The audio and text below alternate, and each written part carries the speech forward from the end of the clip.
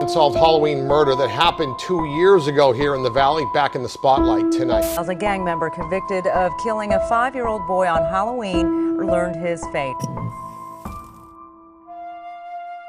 In 2011, 55-year-old Liddell Peoples had gotten into an argument about Halloween candy. So the story goes that Liddell thought his wife, 49-year-old Maria Adams, stole his Halloween candy. The argument began to get worse and worse, and his wife threw a plate at Liddell's head and left a large gash. After this happened, Liddell grabbed a knife and stabbed his wife to death. In 1974, a father named Ronald Clark O'Brien. Times were rough for him and he had fallen into debt, so he decided to get himself out of debt by murdering his son.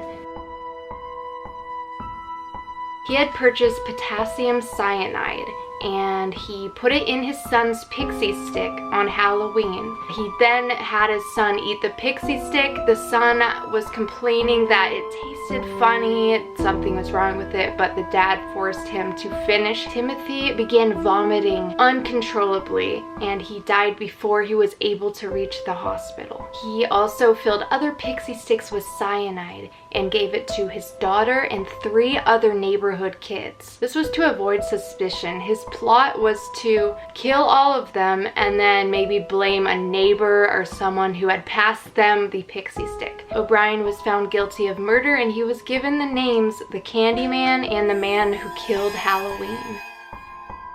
One Halloween, a man was wearing a mask that resembled the main character in Scream. He then shot and killed 19-year-old Anthony Seabury on the streets of Brooklyn, New York. This case still remains unsolved.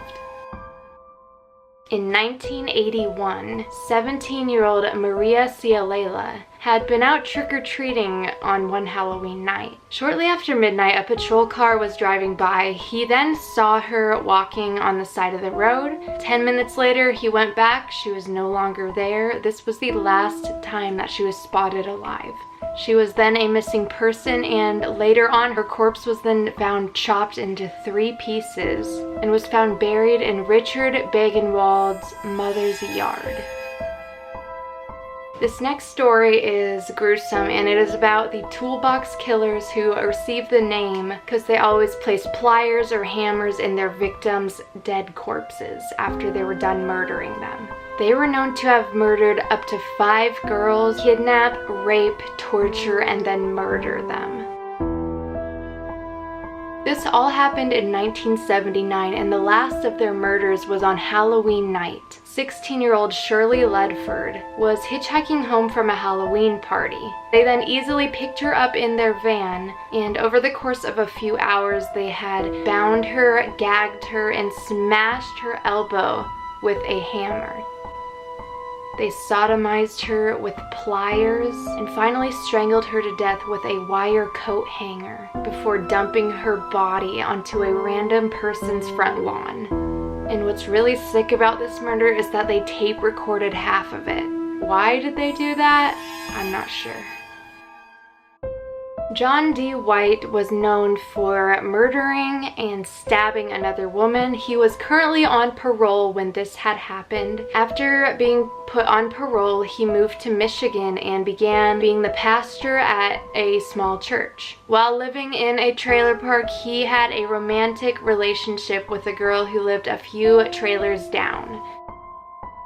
John would frequently babysit this woman's 3-year-old child. Then, on Halloween night in 2012, something ticked. While the 3-year-old boy was in the trailer, John White knocked the boy's mother out with a rubber mallet. He then strangled her to death with a plastic zip tie. He then stuffed her into a garbage bag and dumped her into the woods. After all this, he then returned to the trailer and dressed the 3-year-old boy up in his Halloween costume. The little boy's father then came and picked him up without even acknowledging that the mother wasn't there. John was later arrested for murder. John White then told police that he had this lingering fantasy to have sex with a corpse, and that he had forgot whether or not he had completed this act that night.